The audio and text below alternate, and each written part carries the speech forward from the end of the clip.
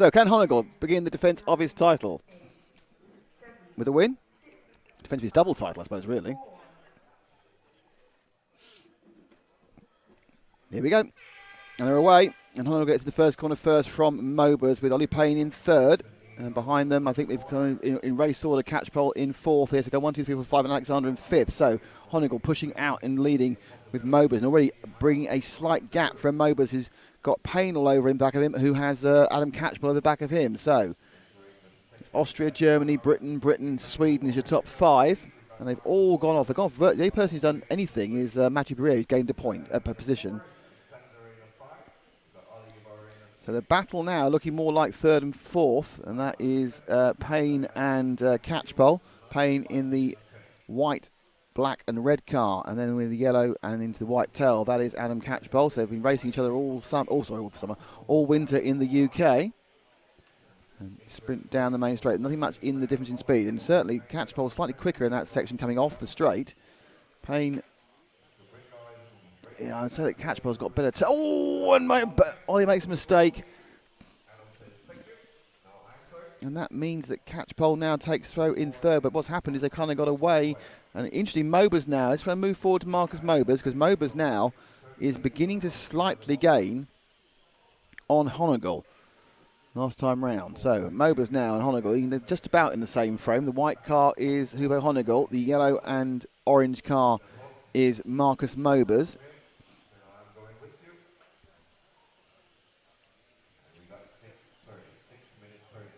So 1.5 minutes gone. Mobers that time round gained the massive amount of 1/10, but he's gained a lot more this time. And say now Honegal with a little tick there has lost enough time to go. Mobers has got him in his sights.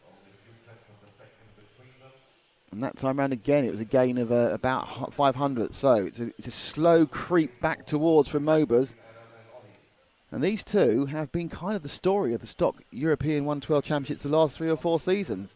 Last two have been won by Hupo at the X-Ray Hoodie Arena, and 3 years ago it was won by Marcus Mobers in Scandinario, which is in Italy, quite near Bologna, and that lap was a better lap for Honegal, who actually stuck in 11.848. And the problem for Catchpole is going to drop him back down to fourth, I think, or perhaps below that.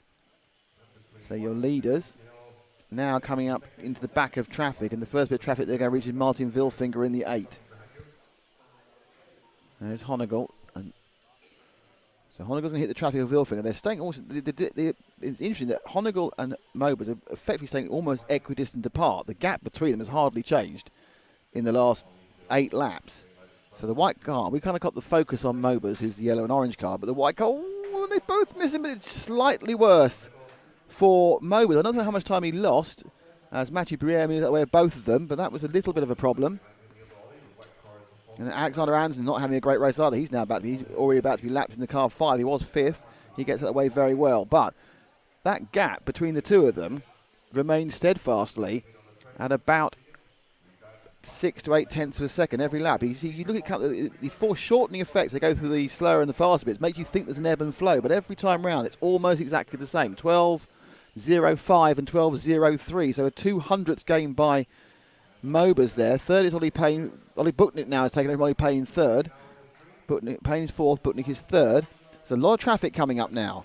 But again, that lap round, it was 100th of a second gain for Marcus Mobers. So he must be pretty frustrated because he can see Honegal, can't get anywhere near him. And they managed to get the first person out of the way. The second person will figure being lapped for the second time is next. And he gets out of the way of both of them. Slight gain there, I think, for Mobers. And Mobers is definitely closer this time round.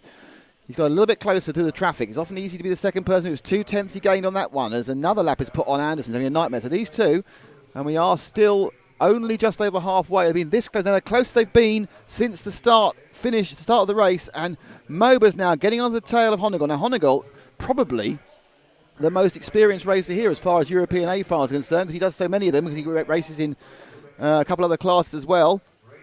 He is now suddenly puts a little bit of a gap again. So Honegal in the white car, Mobers in the yellow. Oh, Mobers made a tiny mistake there, and that's going to cost him. He'll drop back on that one. That lap round was a 12.0 against a 12.3. Yep, there was a 2 tenths of a second, tiny mistake. Now Mobers needs to regather himself. Now we are getting towards the back end of the race. Now, is this the point where Honegal's car comes in and better than Mober's, or can Mober's make back the gap that's moved up to the biggest it's been? It's just shy of a second. Still in third is Boltnick, still in fourth Ollie Payne. Vesely now to fifth from a poor start when he dropped down to ninth. So they carry going first and second.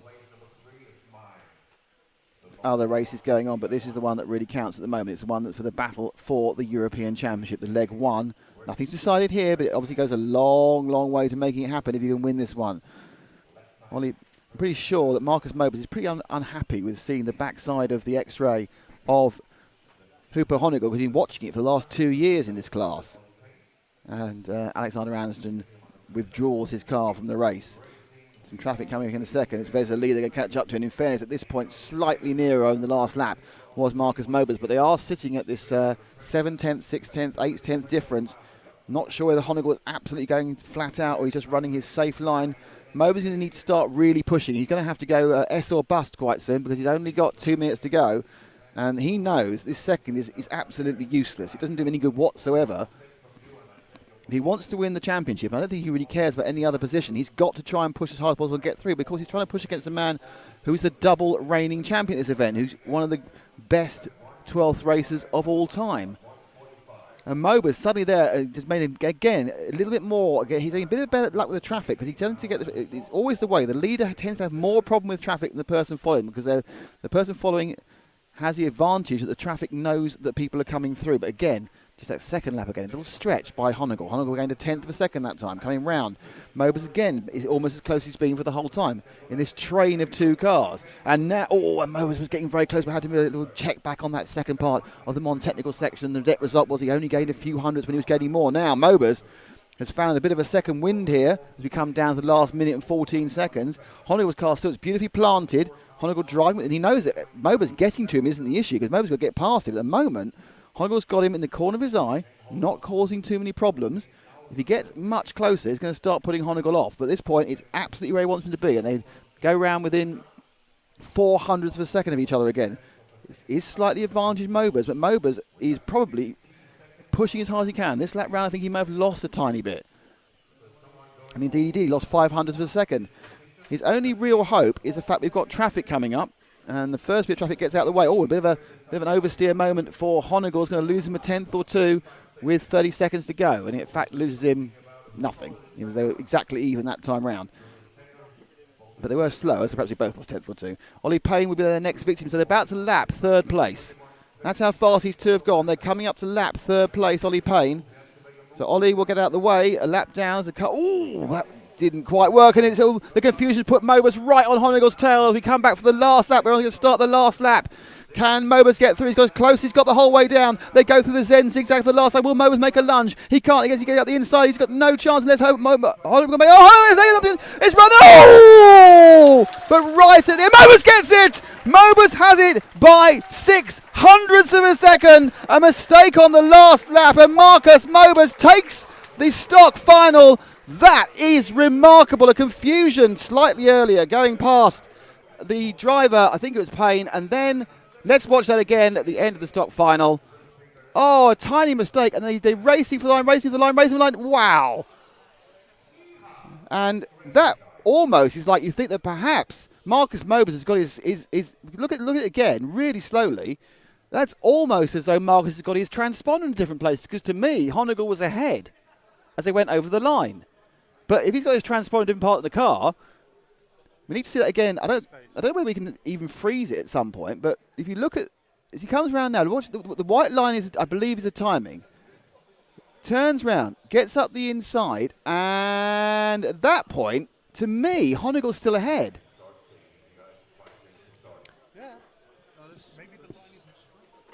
Now, that is obviously a painted line. As you know, the timing. No. Carry it on a bit further. Go on a bit further. Stop. Because that... right. No. Go back. Sorry. Come on. The timing itself... Can you put the camera... The timing line actually is not that white line. The timing... Can you see those 2 indents in the track? That's the timing loop. So we go down there. So we put camera 1.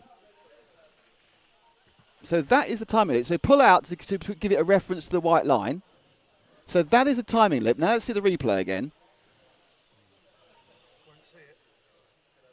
Is it just out of shot on that one?